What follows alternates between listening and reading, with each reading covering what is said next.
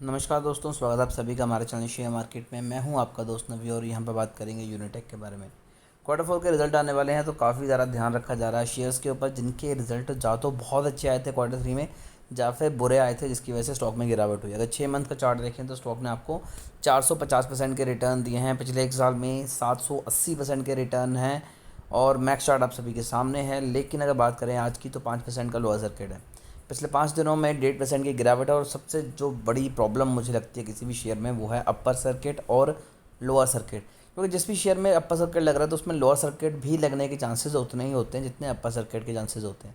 तो ऐसे में अब यहाँ पर स्टॉक को कोई खरीदेगा नहीं, स्टॉक लगातार नीचे जाता रहेगा और रिटेल इन्वेस्टर तो वैसे ही दिल का कमज़ोर होता है तो वो और ज़्यादा शेयर पैनिक होकर शेयर सेल करता है। लेकिन यहाँ पर जो गिरावट हो रही है इसके पीछे रीज़न क्या है? पहली बात तो मैं बता दूँ कि अगर पिछले 1 मंथ की बात करें तो 10% के रिटर्न है।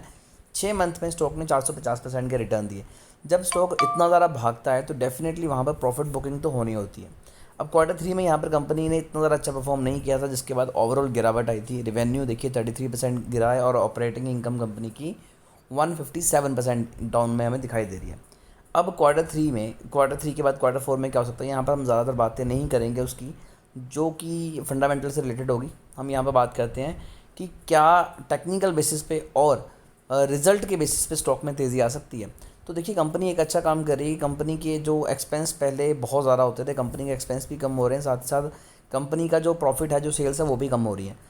अगर हम नेट प्रॉफिट की बात करें तो कंपनी पहले बहुत ज़्यादा लॉस में थी, फिर धीरे धीरे कंपनी ने अपना लॉस कम किया, बट अब वापस से कंपनी उसी लेवल पर भागती हुई जा रही है।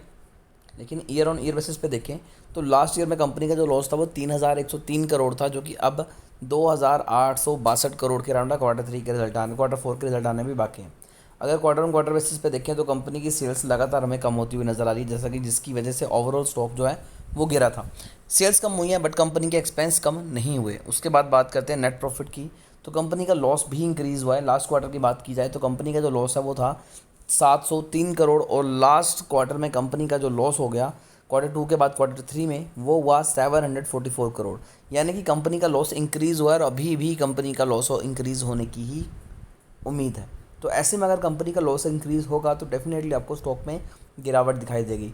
अगर हम इन्वेस्टर्स की भी बात करें तो आप देख सकते हैं कि मार्च 2021 में भी यहाँ पर जो होल्डिंग है मोटर की वो 5% थी, अभी भी 5% होल्डिंग है। एफआईज ने अपना पैसा कम किया, डीआई लगभग 1% की होल्डिंग लेके बैठा हुआ है, बाकी 93% की जो होल्डिंग है वो पब्लिक की है। तो पर्सनली मुझे नहीं लगता कि यहाँ पर आपको कहीं पर भी बहुत ज़्यादा इम्पैक्ट दिखाई देगा। नो डाउट स्टॉक में वॉल्यूम अच्छा खासा जनरेट कर रहा है, अच्छा खासा स्टॉक भाग रहा है, 50 डे मूविंग एवरेज के ऊपर है, 200 डे मूविंग एवरेज के ऊपर है, बट फिर भी क्वार्टर फोर में अच्छे रिजल्ट आने की उम्मीद मोस्ट प्रोबेबली नहीं है, जिसकी वजह से ओवरऑल स्टॉक में गिरावट दिखाई दे रही है। फिर भी इस शेयर को लेकर अगर आपकी कोई भी क्वेरी है तो आप कमेंट कर सकते हैं। हमारी कोशिश होगी कि आपको अच्छी एडवाइस दें।